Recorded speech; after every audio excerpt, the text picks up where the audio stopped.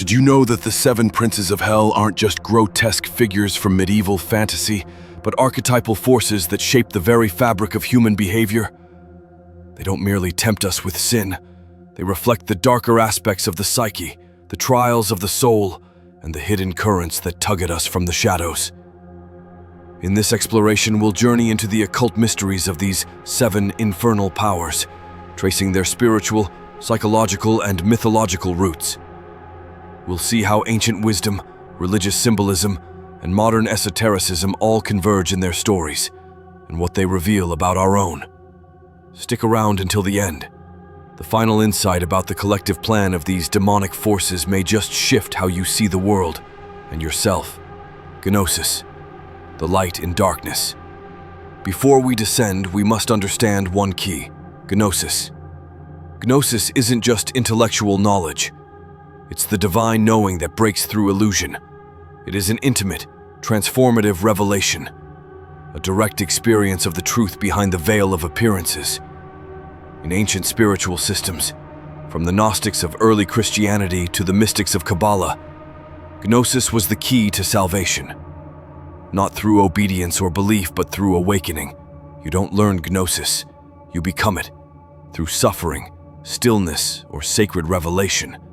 And this is where the seven princes emerge, not as horror icons, but as the shadow initiators of transformation. Each sin they rule is both a trap and a trial. Each demon is both jailer and teacher.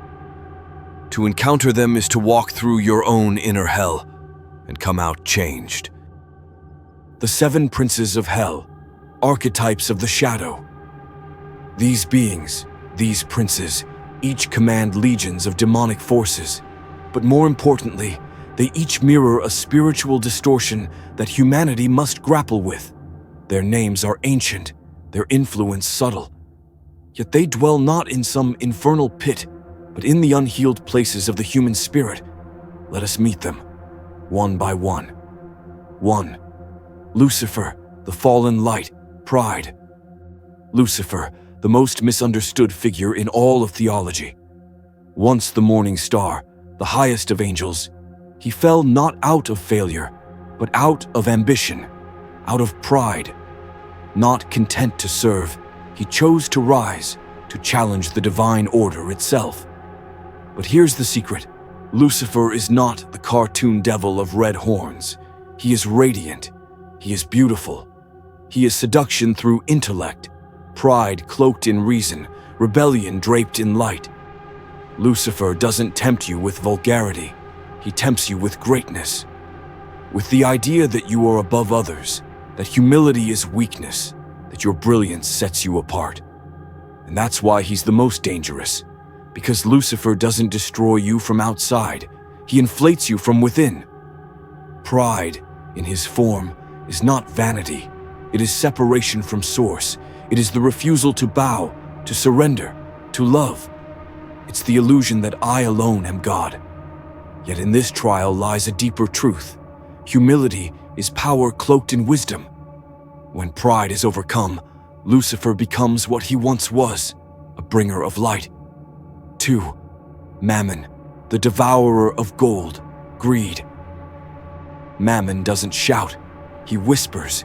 He speaks through luxury, through envy, through that gnawing sense that you do not have enough. More money, more things, more followers, more power. He commands over 6,600 legions of demons, but his true domain is the human marketplace. Throughout history, Mammon has masqueraded as success, ambition, progress. He is the force behind empires and enslaved nations. And still, he smiles as you chase coins that can never fill the void. St. Thomas Aquinas warned that greed was not just a sin, it was a root of other sins. Because greed makes everything about ownership, even people, even God. But greed is not just about wealth, it is about emptiness. It is a hunger born from disconnection. In art, Mammon is often shown bloated, draped in gold, yet with dead eyes, because what he consumes can never satisfy him. Spiritually, Mammon represents the inverse of abundance. True abundance flows through you. Mammon hoards. To master Mammon is to release your grip and realize that the more you let go, the more flows to you. 3. Asmodeus, the fires of obsession, lust. Asmodeus is not mere seduction. He is the storm of desire without direction. With his 3 monstrous heads, a man, a bull, and a ram, he rules over the primal forces of erotic power. Not just lust of the flesh, but the deeper hunger for union, intoxication, ecstasy. In the book of Tobit, Asmodeus murders the husbands of Sarah, consumed by jealousy and obsession. His love isn't love, it's ownership, possession. But here's the hidden truth. Lust is not evil. It is creative force, the drive to merge, to express, to explode with beauty. It is sacred when harnessed, catastrophic when denied or indulged blindly. Asmodeus teaches, what you repress will possess you. In tantric and hermetic traditions, desire is alchemized. The serpent doesn't have to devour, you can ride it to illumination. Asmodeus tests your ability to transform lust into love, passion into purpose. Fail, and you're consumed. Succeed, and you create worlds. 4. Leviathan, the abyss within, envy. Leviathan stirs in the oceanic depths of the soul, a monstrous serpent of ancient origin. In the Old Testament, Leviathan is chaos incarnate. But in demonology, he becomes the embodiment of envy, a sin not of action, but of comparison.